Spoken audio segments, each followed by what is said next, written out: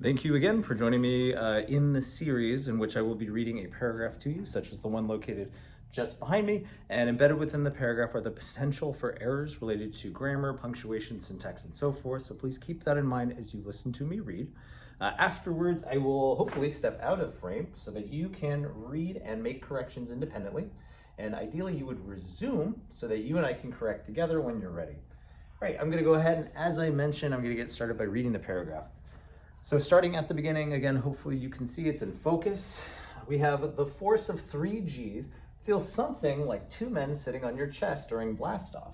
Astronauts may experience from 3 to 7 G's of acceleration.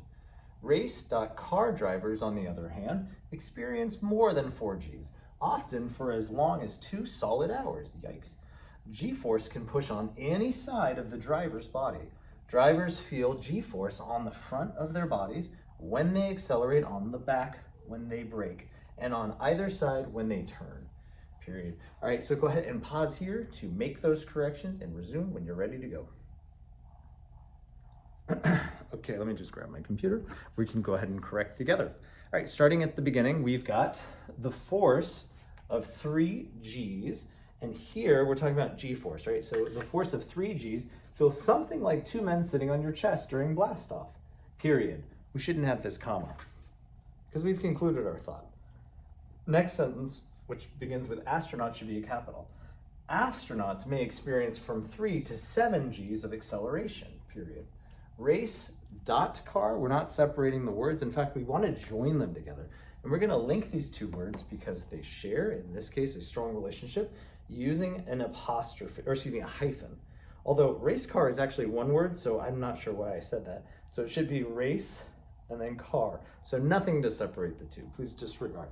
So race car drivers, on the other hand, so here's an appositive. So race car drivers, comma, we'll splice in, on the other hand, comma, experience more than 4 G's, comma, often for as long as 2 solid hours. Yikes.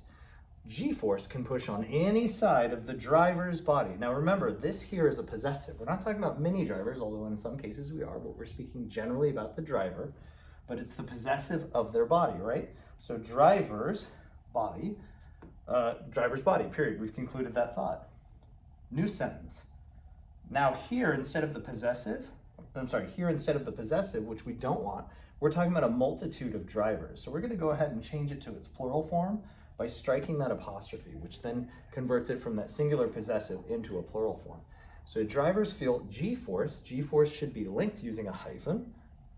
G-force on the front of their bodies when they accelerate, comma, on the back when they brake, comma, because we're listing, and on either side when they turn, period.